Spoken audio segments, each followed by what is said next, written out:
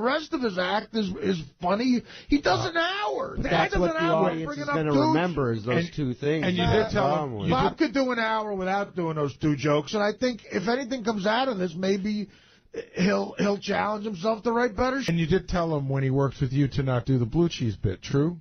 Huh? You told him when he works with you not to do the blue cheese bit. I went up to him and I said, Bob, listen, dude. And again, he said, it kills all the time. I'm like, I know it kills, Bob, but it's like following a rape. I have to go on. That's my next thing. Right, I have to go on stage, and you just assaulted a drunk girl. Some people are laughing. Some people are offended. Some people want to call the cops. Some people are throwing up. Now, I got an 8-foot hole to dig out of. Including Bob. And I said, Bob, listen, you can't do it anymore. And he was fine. I won't do it. And you know what? He still destroys. Without that, he still destroys. Artie, absolutely. I have a question for Artie. What is typically Bob's act? I've never seen it. It's great. When Bob comes in here, I've always find him funny. It's a lot of. But hearing that, that almost seems to be the thing that sticks out like a sore thumb. It's like he's a very funny guy. He's verbal. But to do the blue cheese thing, I don't know if I There's quite. another. I'm just wondering if that isn't if it's a jackass. He works thing. the crowd a lot, and he's very good at that. He's like a technician with it, which is I'm envious of. I'm not that good on stage with the crowd. He's like a Rickles in a way. With the but audience. in a way. Is that his stairway to heaven? He goes and attacks right, people. He's like Don Rickles. He's an attack comic. But exactly like Don Rickles. But if he stopped doing it, would people be disappointed? Right, but listen, there's another thing I feel him about that he gets mad about, too. And Levy has this joke. He has a joke about a guy with a big head, right? So in every show, he goes, look at the size of the head on this guy. Now, to me, I think I busted his balls. I go, Bob, even when there's not a guy with a big head, you just say that. The people in the back don't know that. He's rattling off 4 big head jokes. And I'm like, well, he goes, no, the guy really has a big head in the front row. And I'm like, well, there's times I've seen that there's no guy with a big head. You just point to a guy, and he's looking around to, I have a big head. This guy has the biggest head in the room. Right, and then he just does 4 big head jokes.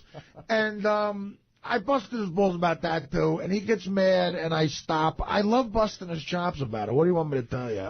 Bob's act is, he is sort of like what you hear on Miserable Men. He talks about relationships, and he talks about women. It's a dirty act, but I think it's very funny. I mean, he's creepy, he's angry, and he attacks the audience, and he makes them feel a part of the show. Listen, I'm going to give you an example. I'm going to give you an example of some of the greatest. He's written jokes. I heard jokes that he hadn't done before a couple of times that when he's just riffing on stage, and I go, Bob, if he says this isn't true, I pulled him aside and go, Bob, that last line you did was amazing. You should do that all the time. So he's great. I'm talking about one joke. I'm not sitting here going, he's got an hour act. You go see Bob, you're going to hurt your gut laughing.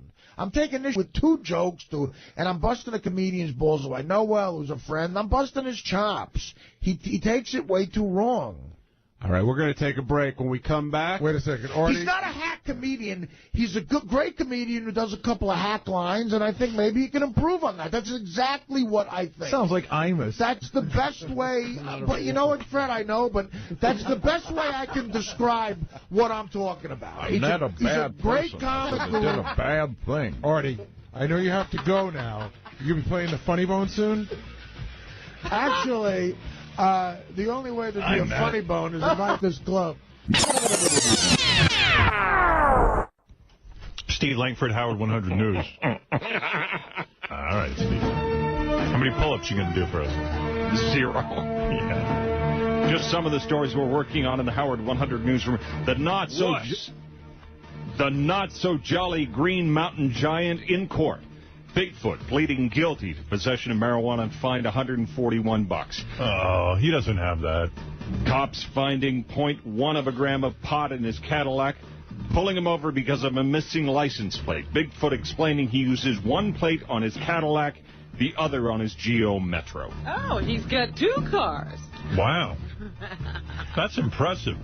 The Stern Show's sad sack Sasquatch saying he's trying to get his life together, going to see a shrink August 14th. Oh, good. I feel bad for him. I really do. He's confused. He's like this big confused dude. And he's all alone. Yeah. What else you got? Also today, the killers of comedy on the warpath. The Reverend Shuli, Sal, and Richard blowing their stacks over comments made by Artie Lange on the Raw Dog channel, reportedly calling the killers of comedy the Hack Pack. It's a better name, you got to admit it. It is good. Kidding around is one thing, but is this bad for business? No. Oh, yes. There goes Bob Levy again. He always thinks you're hurting his business. No. Well, Bob really just thinks that most of the jokes are aimed at him. I know. I mean, it was so joking around. It's just, I mean, come on, can we grow up here? He feels Artie doesn't have respect for what he does. Howard, I don't want to slow you down, but Shuli's out here, and he's, like, genuinely angry, not like angry. He says, even though Artie says it's a joke, he always seems to take jokes at their expense. Bring him in. I don't understand. I mean, you know. Let's give this a few minutes, Rob. All right, let's see where this Shuli, you have your time with Artie. Go ahead. I just want to say, you know, like, he's very nice to us. He asks us to work with him and do shows with him, and that's great. And, you know, we all bust each other's balls behind the scenes, but when he's on the air and stuff, he takes shots at us, and it's like, this is, you know, we're doing a comedy tour. It's like you're sitting there saying that basically we suck. No, You're trying to sell tickets. I don't know if I said that. I mean, you work with me all the time. Why would I put you on the show if I think you suck? Well, that's what I was asking myself when I heard you make that comment then you yesterday. might come to the conclusion that I'm joking around. But why do you have to do it on the air all the sorry, time, man? I'm like, sorry. But, like, no, it's the same thing with Levy. A couple weeks ago, you said the same exact thing about him. Now, Hack Pack like, was a new thing. I thought that was funny. Whatever. Like, it's funny when it's us back talking around. It would seem a little more serious, don't you think? I mean, on the air, I'm breaking your No, joke. I think there's many a truth said in jest. I think you think they're a little bit hacky. No, I don't. Shuli works with me all the time. Artie's come up to me personally and said, you know, he really likes when I host his shows. He wants me to host. And how do I show that? By hiring you quite a bit. I understand that, but then you come around and you say that on the air. It's mixed messages. It's mixed signals, Artie. You gotta, I'm very sorry. I didn't know I had another girlfriend I'm sending mixed signals to. It's not a girlfriend. It's just somebody that You're acting about it. No, you know what it is? If nobody would have heard it, then it wouldn't be a joke. Like, it's a joke now because somebody heard it. Would it be a joke if Shuli went on shows and said Artie's just a comedian? I don't care. You don't? A lot of people say that. I don't. I mean, I don't get all mad at them. You're a comic. I really don't take it that seriously. You would totally care if other comics went on other shows saying that you suck or I've heard that before. Fans aren't happy with this or that. Like, when did I say fans aren't happy with? I'm just saying. I'm just throwing examples out there. I'm just saying. Honestly, you know what? Then I don't want to work with you anymore. Well, whatever, dude. You say. Now I don't want to work with you anymore. But you just talked yourself out of work. It's not about work for me. It's about me getting across the point that, you know, either you're with us or you don't want us with you. I don't really think about it that much. Well, but dude, it's kind of a move when you sit there and you go, oh, you guys want to come play Detroit with me, and then you go, oh, by the way. Come buy your tickets for me and the Hack Pack in Detroit. I didn't say that. I was in the Hack Pack. But that's the kind of pitch that you throw out there. It's only the Hack Pack when you guys are by yourselves. Whatever, dude. You know, you're acting like a broad here, man. You really are. I'm a comic. I take offense to when somebody calls me a hack. I know. Okay, sorry, man. Who's the funniest member of the Hack Pack, as you call him? Funniest member? Well, Beetlejuice, probably. I mean, I don't doubt that. Is Bob He's funnier on every than Shuli? show. Who's funnier, Shuli or Reverend Bob? I don't know. I got to think about that. Oh, I don't have an answer. There's no black and white answer to that. But Shuli's really pissed. I can tell. It's just frustrating, man. I've been doing stand-up 13 years. It's not like I just started last week, you know. So it's frustrating when somebody I respect like Artie says stuff like that, you know? Well, then listen, we should just part ways then. Well, but I'm not the one going on the air talking about you. You're the one talking about us. Would you prefer it if I didn't give you work and I went on and said you were a great comic? Artie, this has nothing to do with work. This is just me coming to you as a comic to another comic saying, hey, man, that wasn't cool. That has nothing to do with work. I appreciate all the work you give me. I always say thank you every single time. I think I do a great job for you. It has nothing to do with work. Okay, man. All right. Whatever. Fine. Okay. What do you want me to do? Nothing. I just wanted to state my case. I just wanted to tell you where I stand. That's all. I understand. Okay. Thank you. Shuli's like a chick. He really is. They all are. Levy's like a woman, too. I mean, you know what?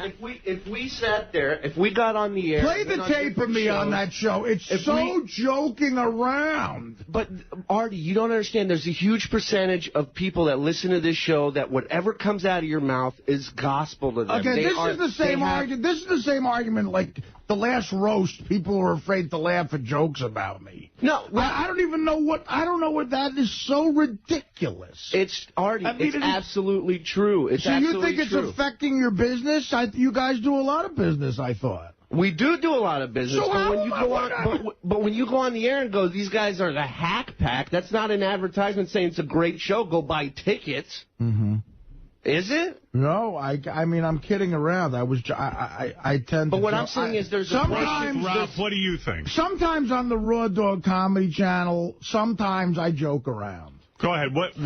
Shuli knows the thing. Is it Artie's job to do advertisements for you? I mean, he's making a joke. No, but does he have to put us down? Shuli, just let me get my point out. I don't see how you guys can sit. First of all, Artie, the hack pack, that's brilliant. I mean, whatever. I mean, I don't know how you guys, you bust balls, and that's what you do. And I think anybody who listens to this show knows that. It's like, do it off the air? I don't get what you're saying. No, I mean, it's busting boy. But we do it in a way where it doesn't affect business, dude. It doesn't. We're all on the same team, man. We're all on the same team, bro. We're all working together. Why would you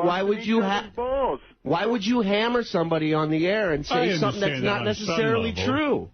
But Artie puts himself down. But you sound I put myself down all the time. I put myself down, too. All the comics put themselves down. Shuli, you sound whiny. You come off like... Ralph, if anybody would know what it would sound like, it'd be you. So just keep it down. No, don't do that. And don't call me a clown. That might affect Ralph's cunt business. Yeah. Sorry. Look, you know what? I could easily smile in somebody's face one day and then go on the air and trash them, which seems to be the MO around here. And I'm not going to do... stylist, he'd be upset. Oh, absolutely. And I told him that. Oh, sure you do. Sure you do. You could say that. Ralph, you remember when we first started, when you first came up here, before even Howard was on, the serious news team was here working. Ralph gets out of the elevator. One of the reporters goes to interview him, and she goes, you're Howard's makeup artist?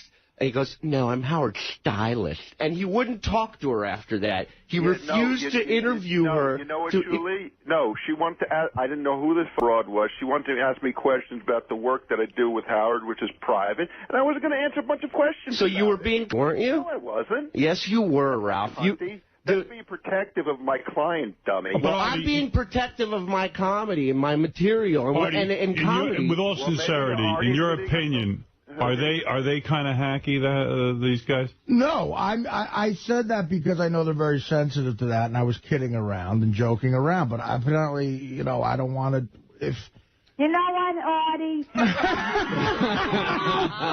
Listen, Sal, you said you were dedicated. You're dedicated. You're going to a 𝗦𝗫𝗿𝗍 farm. You're sleeping through half the show. You're not that talented, Artie. You are so unloyal. It's incredible. See, this aggravates me. Good. I'm glad. I hope it burns your thick feathers. I may not really go to a 𝗦𝗫𝗍𝗿 farm. That was a joke, too. You are the biggest mama's boy. Talk about you. Mommy, mommy, mommy. You'll never have a wife, Artie. You'll never have a wife. You're unloyal. You're not a good friend. You do something good one day, and the next day you pull it out from someone. I wasn't going to call, Artie, but I had to call because you are so unloyal. It sickens me. Marianne, part of these hack. All right, there you go. Hey, Howard, can I say something? Yeah, let's go to Mutt for 1 second. Okay, Mutt, sure. go ahead. Hey, guys. Shuli, weren't you guys busting my balls on the way I run my website and host my show this weekend? Were we busting your balls about the way you run your website and how you host your show? I guess so, yeah. I mean, it was all in good fun, but basically that was an attack on me saying I don't let people have opinions. But do people pay... Shuli, why is that okay? Why do you attack Mutt? It's going to make him feel bad. Right. Well, I know Mutt's a celebrity, and I apologize. Well, Mutt is a celebrity on the channel.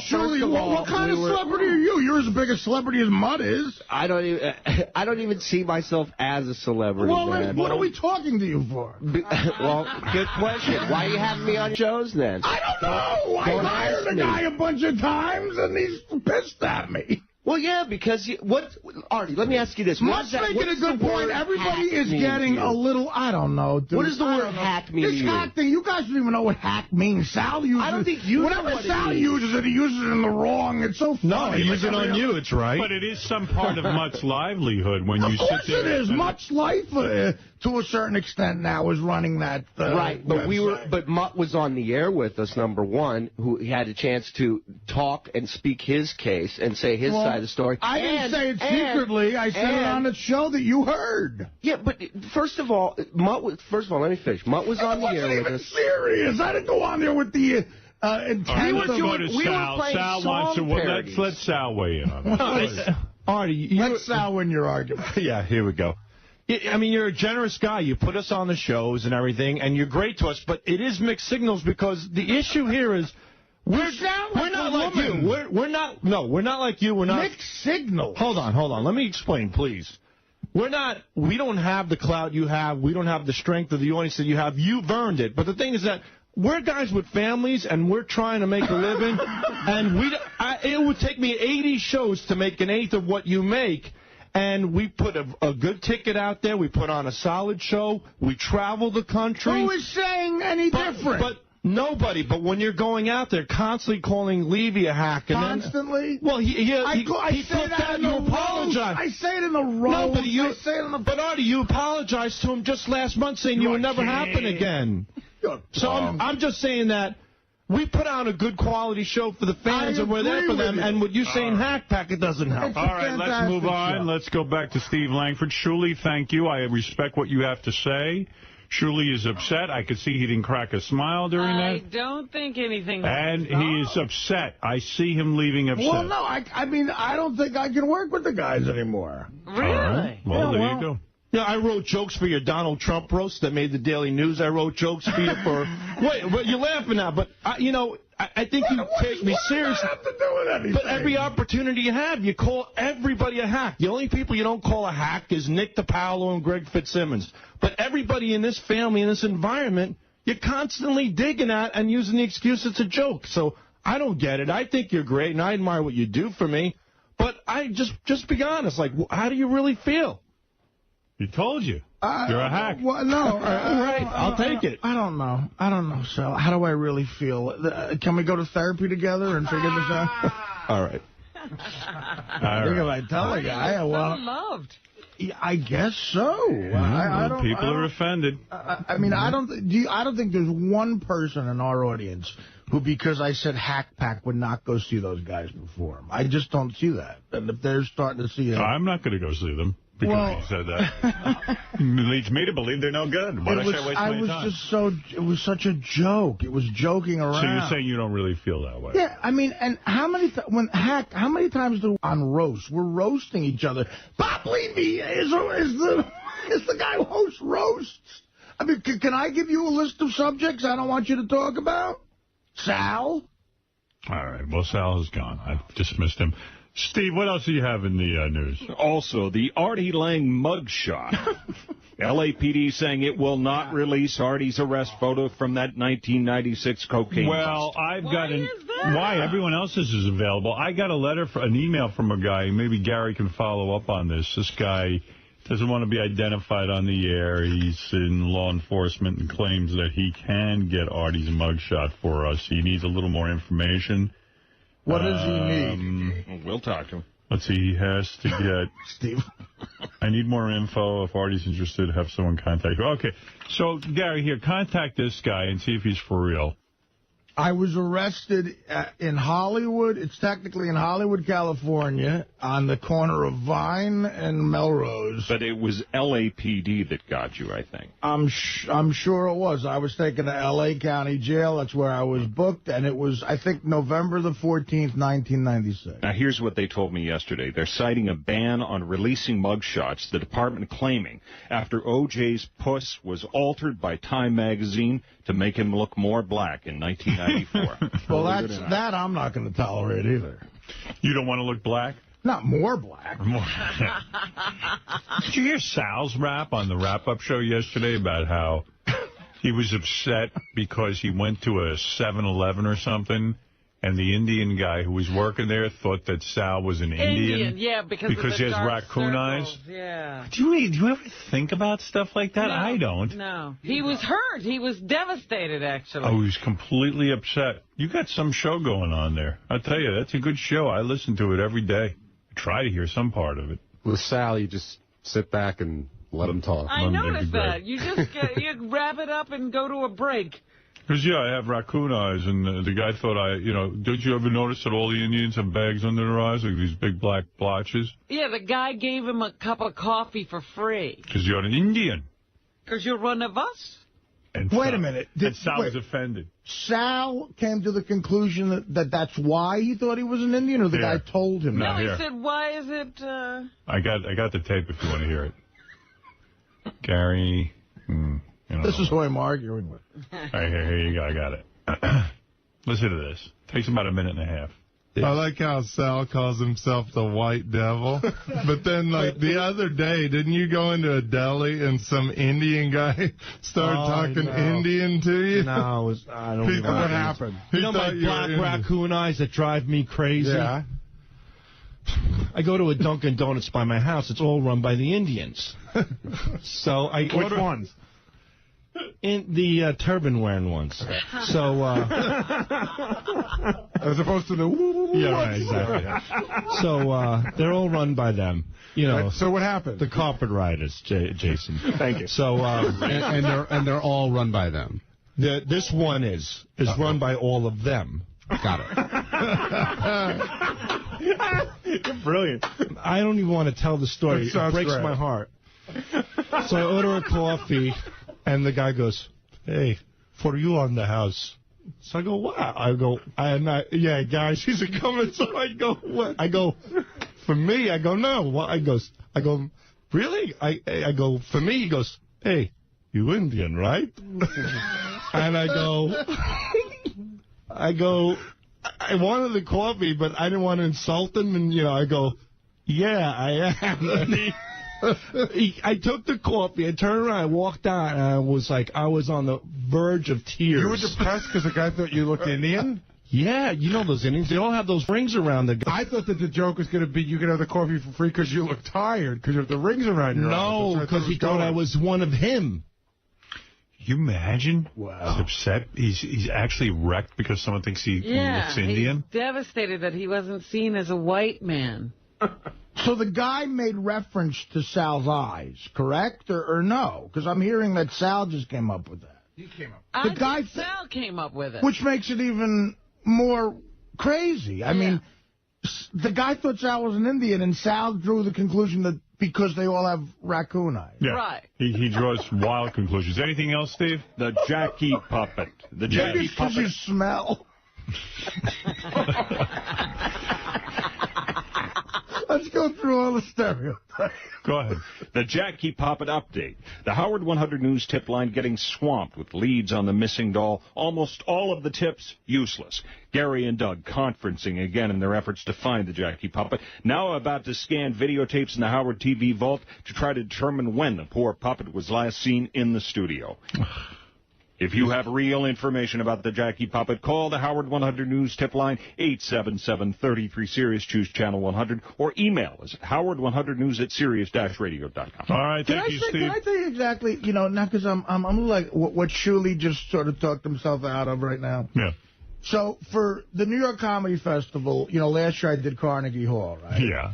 So now this year... I like that this is eating you up. No, wait. But listen. So now this year... they want me to host a show, which is going to be like the centerpiece of the whole festival, a town hall, where I host it. I come out, I do 15 minutes, and I pick 4 of my favorite comics to showcase that night on the festival. A big press thing, you know, a lot of attention, because they get a lot of press for those festivals. And I honestly, and Teddy can bring in the list. On the list was Shuli and Levy. Wow. That I pre-wrote down. The hack? To have, you know, be, I mean, this is like, you know, you got to put out the friends of yours who you think are really good. This is part of the New York Comedy Festival. Understood. It's a full night of stuff. And Teddy has the list. It says Shuli and Levy on it, both of them. Well, I guess and the list right now, I really don't want to use... Why do you have to penalize him for saying he's upset that you call him a hack? Because I think they're being pussies, and I don't feel like I'd rather work with a hack than a pussy. You're going to punish them with taking away some money from them? I mean, it's not money. It's certainly money, but it would have been a sort of nice, prestigious attention. Certainly could help him with box office. He was honest with you. So why would I punish him? But why would I do that? Why would I keep Why do you have guys... to punish the guy? He came in honestly and said, I don't like when you call me a hack. Because they sound like little... And you don't want to work with a hack? Yeah, I'd rather work with a hack. Okay. They sound annoying. You know why? Honestly, I'll tell you why. Because I'm working on eggshells around them. Okay. I got to walk on all eggshells now. Am I doing something wrong? Am I insulting these little pussies? Clean your pussy, Levy. Ooh. Wow. Cunty. It really, I don't need that. You're telling Levy to clean his pussy? To clean out his twat. I'm sorry. I'll give you You're saying he has a dirty pussy? I'll give you a list I don't want talking about. How does that sound? What is it, Tony? He wants to weigh in on this. Yes, Tone. Hey, how you doing, brother? All right, brother. Hey, man. I want to say about this hack pack thing that they're showing their weakness by being sensitive to it. I mean, I don't know a whole lot about comedy, but I think I know that. You know, Artie is putting them up towards his level by even mentioning to him. It's an open invitation to crack back. And you know, go ahead, Art. No, I'll tell you what. He's making an excellent point too, because you know, actually, the funny thing is, I do mess around with guys I've known for a long time, calling them hacks. And that was a sort of old, unoriginal thing to do, and with guys like DiPaolo. And if you're confident enough that you know you're not, then you shoot back. You don't get mad at it. No, yeah, maybe they're not confident. It's like calling a guy gay, and he's mad because he's really gay, you know. I mean, that's a good point. Maybe Shuli isn't that confident. Well, he should be. That's what I'm trying to tell him. All right. And that's exactly my point, Howard. Is that you know, I mean, if they want to be, and they say it's because Artie has, you know, clout and confidence or whatever, and you know what, if they want to be successful, it's time to step up their game, and at least in that regard, you know. All right. My clout ends with this show. I have the same clout they have. I sell tickets because I'm here. But they've sort of put you up on a pedestal that you're the guy they all want to be. If I left this show... if you say something bad to them, then they're devastated. If I left this show, I'd be playing clubs again. I mean, look, that's a hard reality of the business. And so they're on this show, and they're making money, too. We're all in the same... Shuli wants to say something. We're all in the same boat. Exactly. We're all in the same boat. So why would, like... Artie, let me ask you something. What does the word hack mean to you? You're a comic. You've been doing it for a while. What does the word hack mean to you? When you say that comic's it means an unoriginal thing. To me, it means an unoriginal premise that gets an easy laugh. You pander to the audience. Okay, so why would you call me and Levy a hack and then sit there and say, oh, I put these guys on this list for this show? Like, make up your mind. Do you respect what we do or don't you? And then don't go on the air and say you don't. Like... Well, I could have easily gone on another show and trashed you yesterday or started this up. I waited to talk to you man to man, face to face. How did I trash you? By saying the hack pack. I understand it's a fun thing. I'm kidding around. It was a joke. That's the point. You always say that when we call you on it. So, and like Howard said, there's always some truth behind every joke. So what do you really feel? Is it the whole group? Is it You made a joke in the Gary roast that he's a silverback monkey. Right.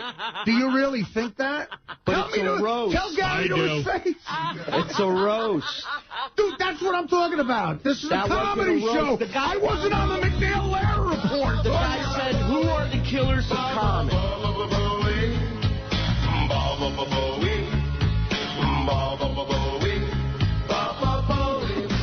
The guy said, who are the killers of comedy? Are those young comics? Who are those guys? You go, oh, I call them the Hack Pack. Yeah, it wasn't like that. Hey, I just got one more thing to say about that. When Artie stops talking about you, then that'd be the time to worry. Thanks, dude. No worries, late. Fun selling fruit. Well, I see that you are upset about this, Shuli. I am, dude. I've been doing it 13 years, man. And one thing I'm not is a hack. I pride myself on my material, my originality. And for somebody to come out and say that I'm a hack, that pisses me off. Absolutely. All right. I went on there and said Shuli is a hack. No, but you say that I'm part of this group, the Killers of Comedy. Whether you feel it's one person in the group, two of us, three of us, say what's on your mind, but don't generalize and throw us all in one group and say we're a bunch of hacks. Howard, I have a lot of qualities, but a smelly Artie isn't one of them. And you wish your, you big pussy, was as clean as mine because you're the seventh grader. You know how you make a joke? Pussy. See, Marianne is not a hack. She doesn't do any easy shit. Entertaining, Artie, and you know what? You're right. If you didn't have Howard, you'd be in the forest somewhere with the pool table and the walls with the cocaine guy, because you're nothing but a low life. Ike is on the phone from Mad TV. Ike from Mad TV. Go ahead. Is this Ike Barinholtz? Yo, Artie. Oh, Ike, how you doing, man? Artie, man, how you doing? Artie, you're so right, dude. You're so good to these boys. And I talked to a friend of mine who saw the Killers of Comedy in Southern California. Said it was the worst show. Where? What show was it? Where at in Southern Cali? Oh, God, I can't remember. Yeah, exactly. I like Shuli. I like you. I think you're actually a great comedian. Thank you. I like you on the news. Shalom is really played out, but he said... It really is. He said... That's what hacks do. Sal said that was so bad and so racist. There's nothing worse. Artie, you know there's nothing worse than a guy who's like blue and bad. You know what I mean? Yeah. Well, I mean, you know, hey, look, that's your opinion, but I happen to know Ike. He's a good guy, but I don't. I'm not at all their shows. I do horrible shows too. I've been drunk, and there's people want their money back constantly. All right. Ike, thank you very much. Ike from Mad TV. Love you. Ike's a good guy. Yeah. Brian, go ahead. You have the last word on this, and then we have to move along. Robin has news to get to. Yes, Brian. I just feel if you're comedians, you should have a sense of humor, guys. Really? We do, man. I'm saying it again and again and again. It's the same thing before. I mean, if you want to get into overdone stuff, that guy's right.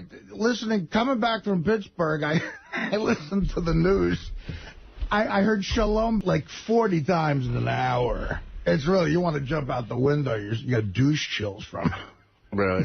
What about when the fans come out of your show and say they've heard the same jokes for the past 3 years? Well, I mean, you know, they shouldn't come to see me twice. All right. Well, they feel it's played out, too, just so you know. Yeah. FYI. I'll try. You should listen to some news reports, man. The Shalom bitch thing is like... Really? And it said so much. I mean, sometimes he says it like 8 times in a 20-minute period. Biatch or Shalom, you know. And I could care less about that. That has no reflection of what kind of comedian I am. Well, I think it does. I don't. I don't at all. I don't think it was funny the first time I heard it. If you're empty-headed enough to hear 2 words and then base that on who I am as a comic, then that's your fault. I got no time to impress you or try and work with you. I always thought Shalom is sort of a fun thing. If it wasn't, I would have gotten a memo of some sort to stop doing it. I'm just too lazy to write a memo. All right. I'll stop. Sorry. Kid. Listen to the playback. All right, Brian, thank you. Yeah, Clint, you're on the air. Hey, what's going on? Hey. Hey, listen, Shuli, you got to stop crying, man. If you didn't have Howard and Artie, you'd be bagging groceries at Stop and Shop. Well, and that's what I was doing part-time before I got here. And I realize that, and I appreciate the opportunity that I have, but I'm not going to let somebody about my comedy and say that I'm not original when I know that I am. I'm sorry. I'm going to stand up for myself. I don't recall saying that. That's what a hack means. No, if Artie called you a nut-hugging pillow fighter, you should be thrilled. It's any kind of promotion for you. Well, no, not necessarily. Maybe that. Look, if that was the case, then I'd come running in here and let them throw things in my ass and let people touch my cock. I'm not. That's not my route. That's not what I do. Well, so what are you saying? That you're talking about guys in the Killers now. Right, yeah, you know. No, what I'm saying is that there's guys but I that could do see different... Shuli's point. Like, if you went on Letterman and called me a hack, I'd be upset. Well, I mean... I mean, you can understand that. Yeah, I think recently on the Jimmy Kimmel show, you got engaged, and I said, what a fruit. I didn't take offense. Right, because I was kidding? Yes, of course. Get it? Got it. Plus, I am a fruit. Anybody who gets engaged is a fruit. Yeah, poor See, there is some truth to it. There is truth in it, though. That's my point and all I hate that it's true. I think I laughed right after I even said it, and then even after I did. It's sort of like they said, who are the killers of comedy? You say, oh, you mean the hacks? And he does know who you are. He knew we were kidding around. What they said about the host, and he said about me. We were busting each other's balls. Jim, go ahead. Yes, Jim. Nope. Jim's gone. All right, last word. Come on, I really do have to end this. Greg, go ahead. You're on the air in Minneapolis. Seriously, the Hack Pack should now be called the Pussy Pack, and what a bunch of whiny... How could Artie possibly insult the comedic talents of a half-rate news reporter and a couple of phony phone callers? That's a good point. All right, listen, Shuli, the people are speaking out. They're saying you're too sensitive. But what do I know? I mean, I understand. I'm a sensitive guy. I understand what you're saying. Like if somebody said you're unoriginal, you would take offense to that. I would be offended. Absolutely. Yes, absolutely. Yeah, but don't you think you'd be a little secure if the radio guy called you unoriginal? Yes. I mean, would you go on and talk about it? No, I probably, but if the I radio wouldn't give it guy, a second thought. But if the radio guy has a huge percentage of people that hear what he says and believe it the second it comes out of his mouth, wouldn't you be a little upset about that? I agree with the fact, if you're going to say that I have a unique position where I'm on the mic all the time, I understand that. I didn't say it here. I said it on Raw Dog, where probably the host, Pete Dominic's family, and you guys is who listens to that show. I got emails and text messages all day yesterday about it. A bunch of people heard it. They follow you around. Whatever show you go on, they go, Artie's here, Artie's there, and they love you and they listen to you. I don't think I have enough power to get people not to buy a ticket to see you. You should worry more about that. And why would I? Yeah, what would my motive be? That's what I don't understand. That's why it's such a mystery to me that you would go on the air and say that shit. Because I'm not doing it with that intent. All right, let's move on. Thank you, Shuli. Artie, I'm sorry we've run out of time for this. We can't resolve this session. We don't seem to be able to. Shuli, thank you. He's still angry. Oh, yes. I got a note from Richie Wilson over at Howard TV. Says he got Arbitron Radio. But let's kick off with what everyone seems to be so sensitive about, which is Artie's comments and Shuli coming in, Sal coming in, Levy calling.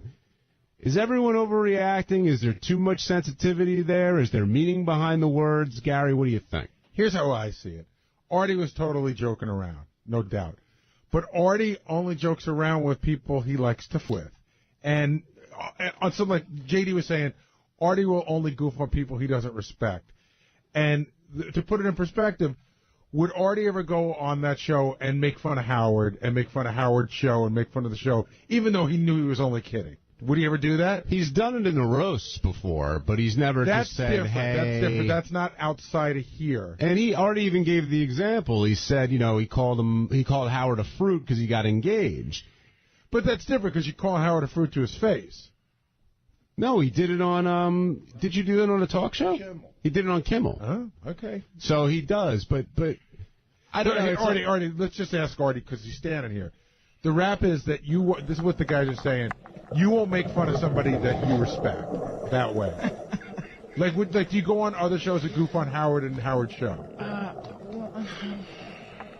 I'm just asking. I'm playing devil's advocate.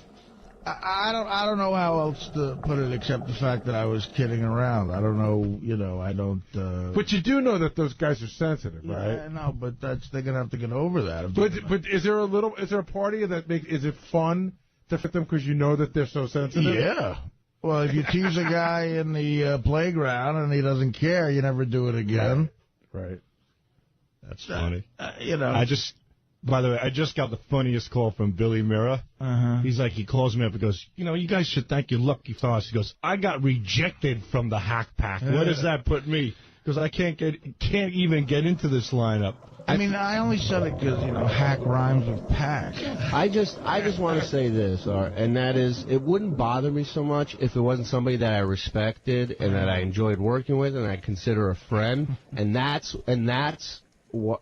Look, you laugh all you want, dude, but I'm being upfront and honest with you, man. I don't know what your problem is with me, but, I didn't have a problem with you. I mean, I didn't. All right, well, I'm just telling you where I'm coming from, that's all. I know. All right? All right, good. I think one of the most interesting... I'll watch my mouth from now on. No, say whatever you want. I don't give a shit at this point. Say whatever you want. I don't care. Okay. That's fine. I think one of the most interesting points that Artie made during that whole thing, Shuli, was... If he really thought you guys were hacks or whatever else, why would he work with you? Why would he keep booking you? Why would he keep using all of you guys? But you heard the clip. Did that sound like it was in a joke context? Yeah, and then I said Levy's a great comic, and even Howard said he thought it was joking around. But you know all of us, right? And when the guy says, are the Killers of Comedy new comics just doing it just because they can draw people in? Why wouldn't you say, like, no, they're not new comics, or, at least state that you know us. You make it sound like you don't even know us. Well, where else would where would we, I'd rather you trash us on OutQ than on Raw Dog, the comedy channel. I wasn't asked on OutQ. I'll gladly trash you there if I can get on. Shuli, do you really think it's going to affect your ticket sales? No, I don't think it affects the ticket sales. I think it affects the fact that people come to the show and out and the kid who hosted it. That's Pete Dominic. Yeah, get him in there. Hey, when you guys was with you, not me. When you guys go on, what's the order that you guys go in? I host, and then it's Richard usually, then Yucca, then Sal. So Richard's a bigger hack than Sal, then, Jim right? Florentine's on it. Why? Depending on where you stand? Well, I would think that if Richard goes before you, you're the better hack and he's the worse hack. I'm hack number 3. Richard's hack number 1. Yeah. Will, what do you think of all this? About these guys? Yeah. I know about the situation. I think there's an element of it from Artie that's a little bit serious. I think he does kind of think they're not that funny. And I think they're very sensitive about it because on some level they do believe that, they're kind of starting out and they sell on the show because they're on the show. Have you noticed that, since any one of these things I've said about you, that you're not doing as much business for some reason? No, it's not that. It's just a question of... What is it then? I think, can I jump in? I don't think they care about ticket sales. I think their feelings are hurt. They respect you and they look up to you. Like when you made that joke about Richard like 10 roasts ago, he was like devastated. Not to mention, he went up on stage the next 3 times that he went up on stage, and they wouldn't let him get a word out. They just started yelling shit you said about him on the roast. It was practically Melrose Larry at that point. I mean, and it's not fair to him. The guy is good. He's got good material. At least let him give him a chance. How long do you do on the show? About 15 minutes. When I do it, that's true. I mean, there's I'd say between 10 and 15. It all depends, too. If there's less guys, they do the same time. Yeah, about the same right now. They're doing it. I don't mind. The N-word in them, the Jew word in them. You do stuff about Gary's teeth. No, not one Gary teeth. No, is that true, Shuli? He doesn't. He doesn't do one. Can you tell me any show stuff? Can you tell me one joke in your act that doesn't bring in some sort of ethnic person. No, but that's like Lisa Lampanelli, that's my thing. That's my forte. I like doing. But he does a lot of material. relationship stuff that has nothing to do with racial. I tell you, I saw him in AC a few weeks ago, and that set was like the most racist. Like it is. It's bad. That's what I thought when I saw you. It was funny, but I mean, geez Louise. What percentage, Will? What percentage of the jokes were racist? 100%. It was all. He went down the list. He went. Hit the blacks, then he hit the Jews, then he hit the Koreans. What's a black joke you do? I don't know. What is it? You know how it is. I don't know. The one you told me before you're working on, that was funny. The one with the fingers. No, that's one I'm working. You're working on the Pitbull joke, so I was working on working on it. It's done. What is it? How's that one go again? The Pitbull joke is the other day I've been very tense lately. So the other day, I can see it already. So the other day I'm walking down the street and I see an African American man walking a pit bull, and I ran to the other side of the road. Those things can just go crazy out of nowhere and kill you. And plus, I've heard the same thing about pit bull. So now what's yours? I'm trying to work on one. I don't want to get into it. I said I once dated a black girl that fingered my ass, but it bothered me because she wouldn't wash her hands afterwards, and I didn't know which finger was dirty. That's so the fact that she was the same color as a black person, and the fact that a pit bull is just as dangerous as a black person, yeah. No, killer, Pete, did you think I was being disrespectful to them in any way, shape, or form? Let's introduce Pete. Yeah, this is Pete Dominic, who hosts Raw Dog Comedy by Request, which is on noon Eastern. There's your plug, Pete. Thanks, guys. You're somewhat objective in this situation. You were there when Artie said what he said. Was he kidding? Was he serious? What did you think, Pete? The other day I heard Artie on the show refer to the girls, the hookers were from Oregon, and then he said Oregon. And I thought, that's so funny. It's a play on. I thought I laughed out loud in my car. Same thing here. He didn't think about it at all. Whack pack, hack pack. Right. But I didn't have it premeditated. Yeah. I'm saying that everyone, just people in Oregon who aren't whores. The thing is that there's an unspoken rule. There's an unspoken rule that I, as a comedian in New York, who's been working in New York for 10 years, all the clubs, if you get slammed, it doesn't matter how bad it hurts. If it's funny, that's all that matters. Artie slammed me twice on your show today and on my show. The whole show he slammed me. And today he said, Pete Dominic, I mean, who listens to the show is that his wife and family. I'm like, hey, wait, that was funny. It hurts sometimes, but it's funny. And Shuli, like I talked to him about yesterday, I don't know, I understand the sensitivity, but comics are comics. We're really mean to each other for the sake of funny. Go sit at that table above the Comedy Cellar one night. I mean, you walk out of there crying. I leave there listening to Tony Robbins tape. I mean, we're comedians. We're laughing. We're joking around. I was joking around. I mean, you're acting like a ninth grade girl. I mean, come on. Let's take some calls, find out what other people are thinking. Let's go to Kathy in Connecticut. Kathy, you're on the wrap-up show. Hey, how are you? Good, Kathy. What are you thinking? I think Artie's just kidding. If anything, he knows it strikes a chord with them, and he just wants to see their reaction. But if you know it strikes a chord with somebody, isn't that in an underlying way being a tiny bit mean? And then when Pete made a good point too, where I didn't go in there premeditating. Like he brought them up, and I want to go back because I don't know, was just trying to think on my feet and be funny. I don't think that's brilliantly funny, but you know, it's something I thought of on the spot. If you know it pushes our buttons, and once you push it, like. And then instead of saying I just did it, you know, fat jokes tend to push my buttons, and we get off a lot of them every show. I mean, can I give you guys a list of what I can't talk? You can't talk about with me. I mean, get a thicker skin or shut up. You don't enjoy being asked to be weighed every day? Yeah, I mean, come on. Do I ask you to get on the scale every day? Oh, Shuli, come on. No, do I? But you attacked me as a comic. Do I attack you as a fat guy every day and say get on the scale? No, I don't. You're part of this awful machine that does it, though. All right. David Cleveland, you're on the wrap-up show. How's it going, guys? Good. Hey, I wanted to say real quick, when I was listening to it, I understood both parts. But when they played Artie on the show, as soon as he said that, he goes on to talk about how great Bob is. I just... Right, but see, can I just jump in for a second? I thought that was agreed to. I thought that it was the part that made me think it was more of a dig was because Bob Levy, very funny comedian, he sold jokes to *𝗪𝗄𝗿, so he's even digging on Bob. He writes jokes for right.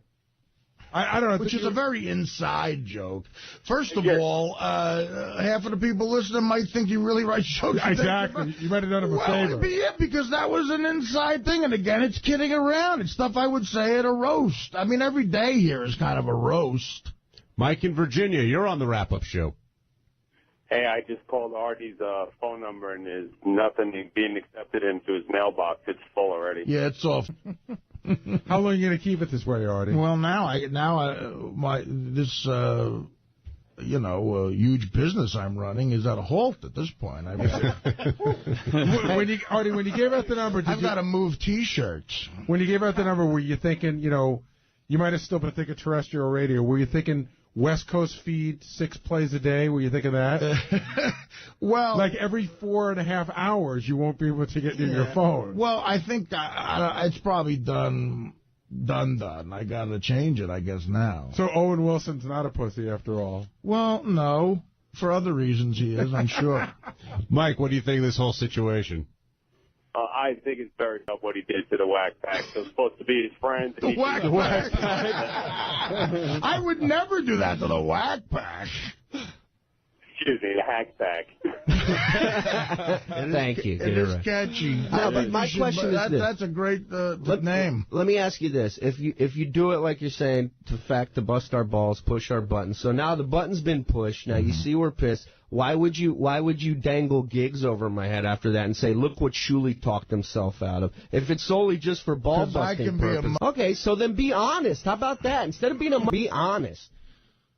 How am I not being honest? What are you talking about? Because you're saying you're doing it just to bust our balls. You're playing around. It's just a joke. And then when you push the button and I come in and I say, this pissed me off, then you go, well, listen to what Shuli talked himself out of. Listen to these gigs Shuli's not going to be on now. Artie's a kingmaker. Yeah, well, what do you're putting me in that status for some reason. I don't understand. You said it. I got to go, but I just want to say, him saying that on my show is one thing. You bringing it up and this whole issue on your show, like how many people listen to my show? Dude, I got so many emails and texts yesterday from people the second it came out of his mouth. That's you got a big show people going. Follow him wherever he goes. They follow me. I know, but you saying it, you bringing up the joke he made about you on the Howard Stern show today did 10,000 times more damage than him saying it as a throwaway. Right. The only people who heard it yesterday were Pete's cousin and wife. Exactly. My cousin, I pay for both their subscriptions. It's annoying. Pete, I know you got to go. Give a plug into your show. 12 noon every day, 12 to 1. Raw Dog 104, and I'll be opening for Artie this weekend. And if you want to punch me in the face, that's fine. He's my new host. What were you doing on that show, Artie? Hosting the Dane Cook versus Harry Shearer playoff? Thanks, Pete, for stopping by. I just lost as the captain of the Italian team. Thank you. All right, let's go back to the phones. Nick in Brooklyn, you're on the wrap-up show. Yeah, how you doing, guys? I'm a big fan. I love your show. And I'm totally on Artie's side. I mean, he's just joking around, busting balls, and Shuli came out looking like some little punk, and that's all he is. And if I was Artie, I wouldn't give him any more gigs, because then Artie would look like a pussy by association. And this guy's old school. Very much. One more thing. He made a comment. Some guy on the phone called up and said that Artie was right, and he was just joking. And then he said something like, oh, go sell your fruit. Like Shuli's better than a fruit vendor. Yeah. I'll tell you what, Shuli, you ain't. You got that right, sir. Good point. Shuli's on his high horse. Thank you, Nick from Brooklyn. I'm better than fruit vendors. It's official. You're no better than Eddie the produce guy. Don't ever forget for that. Sure. All right, let's take one last call on this. We'll go to Harry in Pittsburgh. Harry, you're on the wrap-up show. Afternoon, guys. Hey, we were down in Pittsburgh for the show, and Artie and them guys came down. And in my opinion, Shuli and Bob Levy, all those guys were a lot funnier than Artie. So Shuli, don't worry about it. You're pretty funny guy. See? It's not, but it's not a question of that, dude. It's just a question, like I said, it's a guy I respect that I thought was a friend of mine that I felt. But this guy's saying you're funnier than a guy you respect. Yeah, but I'm not. But to me, it's not about me stating that I'm funnier than you. I don't care about that. It's not. That's not the issue. You're a peer. You're somebody I respect in this industry. Well, now you're insulting me by calling me your peer. Well, whatever. Then you say that I'm a hack, and that tells me that guy I thought my friend is not my friend and doesn't respect me as a comic. I'm your friend. I'm your friend. I respect you as a comedian. I know we're not pros. You're very annoyed and tired friend, but he is your friend. This is how women win arguments. They won't shut up. They wear you down. Finally, you go, all right, fine. I'll Shuli, go to your sister. You seem to be separating yourself though from the rest of the guys. Do you feel like fine, Shuli? I'll go to your wedding. No, I'm doing this for the group. I'm doing this for all of us. I don't feel that anybody in this group is a hack. To me, a hack is somebody who's... But you think you're a better comic than Richard Christie, right? Well, I've been doing it longer, absolutely. So are there different levels? Are you a better comic than Sal? But hold on a second. Doing it longer doesn't make you better. No, I disagree with that, and I think Artie would disagree with that, too. I think the more you do it, the more years you do it, the better you get at it. The more you do it, the better you get at it. It doesn't always mean just because you've been doing it longer that you're better than someone. No, I agree. Do you think you're a funnier comedian than Richard? I do, yes. What about Sal? You know, I can answer for that. Let me tell you something. Shuli goes into a venue with 1,000 hungry, rabid fans, and you know how hard it is for a host to get a show rolling. Nobody gets that many hosts in the What does that mean? Thank you for answering the question. Well, I'm asking Shuli. No one's asking me to answer for him. But I'm just telling you better the comic caliber than of who Sal? Shuli is. I think so. Okay. Listen, I've been to those gigs. It's tough to be the first one out there. You were there and in Tampa. I don't think Sal could walk out first. You know what I mean? It's I think hard, somebody's got to come out and get it rolling. I think as soon as Sal comes out, you're predisposed to certain things, and you're going to start yelling crap out. It's a tough crowd. Shuli's got to be out very first. tough crowd. It is. I think that's what it has to do a lot with, is that Shuli kind of separates himself from those guys, and he sees himself as a better comic, and he doesn't want to be lumped in with that quote-unquote hack pack. But I don't think of them as hacks. I want to say that. I don't think Sal, Richard, Bob, anybody, Jim, Yeffa, I don't think any of them are hacks. I'm the only one who calls Levy a hack. Yeah, but you're a good friend of his, though, bro. Do you understand that? I think Levy's the only one old enough to really be considered a hack. No, but again... I'm joking, Bob. Jeff, I was listening to Roast Week, and Greg Giraldo called him a hack 3 times in his thing. I mean, but he doesn't work with Greg Giraldo every other weekend. That's because, Greg thinks he's a hack. I don't. Jeff in Connecticut, what do you think about this conversation? Honestly, what happened to this show? Back in the day, Fred would take for 3 days, Jackie for months. Now you guys are like feelings, all my feelings are just fib on each other. Let it go. It's true. Is everyone a little too sensitive? You should keep this broke here. My vagina has a discharge right there. Creamy discharge. All right. So do you think anybody in the Village of Comedy is a hack? What are you asking? Shuli. No, I just said I don't think anybody on this bill, Jim Florentine, Yucko, Sal, Richard, Bob, I don't think anybody's a hack on there. So the hack pack is a misnomer. List the comics, number 1 to last. As far as who's the best comic? Yes. Yeah, that's not the question. That's not what I'm here for. Well, you started. Let me hear you list it. Let me hear you list it. I think you all suck. So I agree. Start with Mickey Mantle and then with Mendoza. Well, would you put Levy number 1? Would you do that? Absolutely. You would? Absolutely. You're number 2, you think? I think maybe me and Jim might be close. So you're as good as Jim? I think Jim might be a little bit better than me, in my opinion. And then the Mendoza line, is that where it comes in after that point? The Governale line? See, Sal doesn't know baseball, so he doesn't know. I mean, the point is, you guys are drawing that line, not me. We're talking about opinions and stupidity. I thought Mendoza was a fruit vendor. I'm sorry. We're all very lucky to be working. Absolutely. I mean, look, and we're in a very unique position to be on a show that sells tickets. I mean, come on. Right. Who do you think on that that crew could sell tickets on their own, and who needs the help of the show to sell tickets? Like, could Richard and Sal go out on their own as just comedians that don't have the help of the Howard Stern show and sell out a show? Well, they don't have the time. Right. They physically wouldn't have the time to do it, you know. Let me explain. What he means is they don't have enough time that they could physically put together. Minutes. Right. Minutes. They would have to get... Sal does 10 to 12, say 10 to 15. No, you have 45 minutes of material. Not 45. When I do shows by myself, if I do a show without the Killers or whatever, or I do about 25. So why wouldn't you do 25? Because there's 5 guys. You'd have to get a headline. You need at least 35 to 40 minutes minimum. I don't have that. Right, you need to have 2 guys that could do like 15 or 20 minutes and then a headliner that does close to an hour to put together a show. Because if somebody's paying money and Richard comes up with this 15 Well, minutes... I'm not talking about the time. I'm talking about more of the quality of the material. All right, we're going to take whatever. We're going to take a quick break. I don't know. I mean, you know what I'm I going don't know. for. You've seen a lot of comedians. What do you think? Yeah, they need the help of the show, of course. I think they know that, though. Absolutely. We all need the help of the show, is the point. So what's going on with the thing today now? That was all I hear is like I'm at a party and somebody's going, "Oh, you're getting killed on the radio." What party are you at 8:20 in the morning? No, I was getting my son ready. We're at Belmore Lakes in Jersey. Mm-hmm. It's a big thing. One of those awful memories you'll have to get rid of in therapy. Yeah. Well, no, we're drinking this weekend.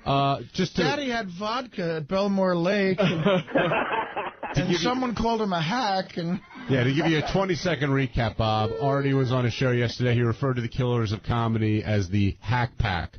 And Shuli was very upset about that, came in during the show and let everybody, particularly Artie, know how he felt. Boy, did he let me have it. And then some. But then I said, look, I was kidding because someone asked me a question about the Killers of Comedy as a quick joke.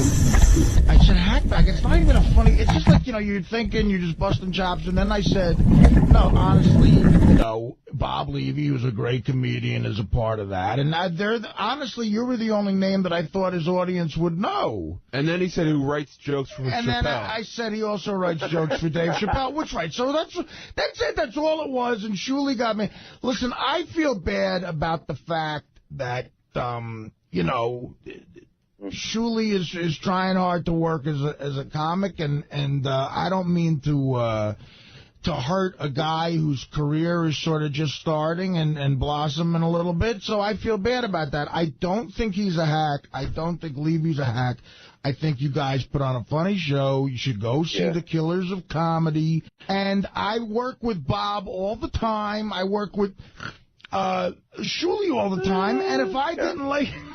You know what, Artie, can I interrupt for a second? I think that if I really thought you guys sucked, why would I put you on my show? What's so funny? I know it's funny. That's like Sal's apology. Yeah, right. No, but Artie gets into this cadence that just reeks of instant... What do you want me to do? No, I don't want to do it. Hi, this is Artie Lange. He just goes, listen, Killers of Comedy are funny. I think he's a funny guy. Like it sounds like there's a gun to his head. Do you realize how much it's a good thing I'm not some sort of egomaniac, because you guys are putting me on some sort of pedestal here where you really are so into what I say and you think other people are into what I say. It's really not the case, man. You take me out of the show and I'm featuring for Attell in Missouri. And trying to get back on a sitcom as a fat neighbor, which, is a great future. I think the thing that got the guys going and everything is the part when you say the word hack is like calling almost like a black guy the N-word to a comedian. And no, it's not. To a comedian, it feels that way. No, it's not. No, it's not. That's what I think. Do you think? People... What do you think? Chappelle would rather be called a hack or a nigger? Probably the N-word. I mean, as a comedian, that's how I feel. You know what I mean? A lot of hacks have been lynched already. I think you'd rather be called a hack than a nigger. I mean, come on. Hey, Bob, Shuli did something sort of interesting. He ranked the Killers of Comedy. If you're out on tour and you've got Artie, what would your lineup be? Like, from best to worst, knowing all of them are good, of course. Well, everybody, I mean, look, I am proud of, like, both of the tours. I think they're both killer tours. That, you know what I mean? What tour? I don't have a tour. I'm not touring. But you are. When you do a show, that's basically, you know, you're touring when you're out there. No, I mean, first of all, how much time does Sal do on each show? On the bigger shows that we do, with, like me and Florentine, we probably do 15. You know what I mean? And then me and Jim would do the bulk of the time, and then Shuli would do, like, a lot of the time up front. Is Shuli better than Florentine as a comedian? As a comedian, Shuli's really good. No, he's not better than Jim. You know what I mean? But he's very good. I mean, everybody, I'm proud of all of them. I think they're all doing a great job. Who's the least talented on the Killer? Yeah, let's get right to. I mean, the one that you get, the one that if you had to drop, you know what? You had to push one off the. Who's getting cut? I don't think I wouldn't cut anybody. I mean, I really think everybody does a great job in their own You got to way. cut one guy. Gun to your head, you got to cut one guy. I would, the only one I would cut is probably Richard, only because... all right, enough said. Okay, just Levy thinks Richard sucks. Fine, we get it. What do you mean, Richard? Why is Richard a prima donna? Richard's the worst comic on the tour. No, he's not. He's the hackiest of the Packers. He always got to have a certain plane trips. It's just a lot of work with him. That's the only thing. But by the way, that's another thing. I got a mouthful about Richard's prima donna. What do you mean? Because I get the other end of Bob, can I get into this? Or okay, let me quickly. Richard might be himself out of a gig. Here's what I get. What I get from Richard is because he comes to me and he says, hold on, Bob. He comes to me and he says, God, when I do these trips with Bob finds the cheapest ticket he can find. Right. Which sends me, like, if we're playing Miami, I got to fly from, like, Atlanta to Chicago back down to Miami. Not true at all. And he said that, by the time I get there, I'm so exhausted. We only have one flight. It's always one flight, but he doesn't like to get on a smaller plane sometimes. And Bob, you told me that you've missed the plane at least once because Richard was drinking and said, look, you got to come find me. I'm getting drunk. Otherwise, no, he wasn't. He was drinking at the bar. That never happened. Away from the thing. It's Rescue Me Extras Richard Christie. Richard, are you a prima donna? Is that a fair... No, is it too much to ask? When we were in Toronto, I got stuck in an airport for a full day because I didn't get to book my own flight. Yeah, but nobody gets to book their own. There's 6 guys. How can you let each Jim person Florentine book booked his own flight. He was the only one because he was coming from somewhere else. All I ask we is... we had a limo picking us up. You can't have a limo come 6 times. I would have paid for my own. I would have paid for my own cab. I don't mind. All I ask, I like booking my own flights when we do these comedy shows because the promoter is not going to give a shit about how you get there. They're going to put you on a small plane, give you flights where you have to do layovers. If I book my own, I'll do a direct flight to wherever we're going, and I'll make sure it's a full-size plane. That's the only thing. I'm terrified of flying, and I don't think that's being a prima donna that I don't want to fly a prop plane to somewhere. Wow, I was on Bob's side, but now I'm on Richard's side. No, it's not a prop plane at all. It's you guys had to fly a prop plane from Cleveland back to New York. That was one time. That was one time. But that one time, I'm not going to do that. I'm sorry. I agree with Richard. Yeah, hey, Bob, if you guys would have booked your own flights, you would have known that you weren't going to be on a prop plane. You guys didn't even know until you got to the airport that you had to fly a prop plane because the booking agent or the promoter booked that flight. Bob, if Richard's willing to handle his own ground transportation on both ends, and he calls you up and says, I got a flight, and this is how much it is, what's the big deal if he books his own flight? No, I mean, that's fine, but he's going to have to get from the airport. He's going to have, all that stuff. But I've said I would do that. Yeah, I would take care of that myself. I don't mind. I know. The main thing is trying to get people the money because you know what I mean? Because I got 6 guys on the show, and he's got Gary telling him what he should make a show, and I can't afford that. Well, that was another thing in Pittsburgh. I got 3 hours from Levy about how big of an Richard is. I'm not telling Richard what he should make the show. Richard. Levy thinks that Richard consulted you and you gave him a way too high price, and now I didn't give him any price. I didn't give him a price at all. He said he felt he was being underpaid, and I said to him, Artie, you and I had this conversation on the plane. Right. I told you what I think you should be making based on your status if you come. But we're not even talking about that. I said, if you're unhappy with what Bob is paying you, then your choice is to either accept it or go out on your own and do your own thing. But that's the thing. Like, I don't think it's a prima donna to say, hey, this is how much money I would like to get. If they're not willing to pay it, then I just won't do the show. I don't mind not doing the shows. I'm not asking or forcing people to give me this amount of money. I'm saying, hey, if they don't want to pay it, then fine. I would rather not do the show. We'd all like to make a certain amount of money on every gig, but sometimes you can't. And the main thing is for the future to build the tour up where it's going to be huge, and we're going to be making huge money. I know. Sometimes the thing is, we all take a beat.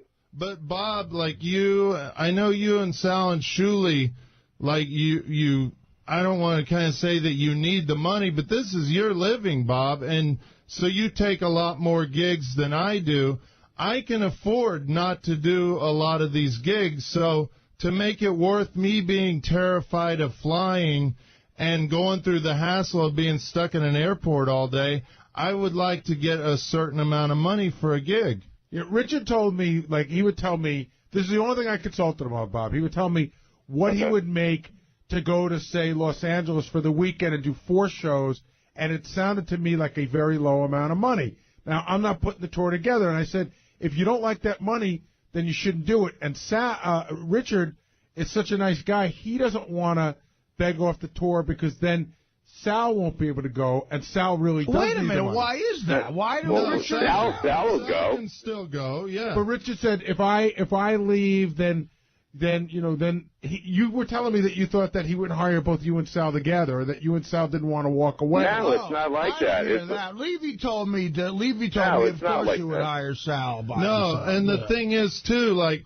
I always think of it this way: if a promoter's not willing to pay me the amount of money I'm asking for, then I won't do the show. I don't mind not doing the show, and then you guys can get more money. Like, I don't mind that. I think that would help you guys out, too. I'm not being a prima donna by asking for a certain amount of money, which, I mean, I realize I'm not very confident in myself, and I don't think I deserve a ton of money, but... Yeah, but it's not about, Richard, it's not about the stand-up. It's the promotion that you bring to these gigs. You and Sal bring the most promotion to everybody, so that's why you're so valuable to the tour. Here's what it is. This is what it is. And I think he gets paid a nice amount for doing 10 minutes on a show, and I'm telling you. But it's not just... Hold on, Bob. It's not just about the 10 minutes he does.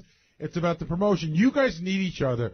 Bob, we all need each other. I do promotion too. But forget about the promotion you do. They're doing the promotion on the show, right? And that goes a much longer way. So they need to be compensated for that. But they can't put a full show on without you, and you need to be compensated for that. And that's a conversation I have with Richard. I never gave him numbers, man. Okay, no, that's what I'm saying. We work as a team, and I want to keep this going for Richard's not feeling like a part of the team. Well, he's making good money. If I told you, I don't want to say the price over the air, but I mean, anybody at home would be, are you kidding me? The only thing that doesn't make sense is you've said you're taking $11 bus rides, and I mean, do you need the money or not? I mean, you know. No, I'm doing okay, but my thing is I hate traveling and I hate flying so much that I want to put kind of a high price out there to make it worth me being terrified of flying to go somewhere. Well, that's fair, so you're being honest. And Bob's saying maybe you can't afford it, so, you know. If they can't afford it, I totally understand, and I just won't do those certain shows. How much are these hacks making? We got to wrap up the wrap-up show. Thanks to everybody, Bob, for calling in, and this inside look at the killers of comedy.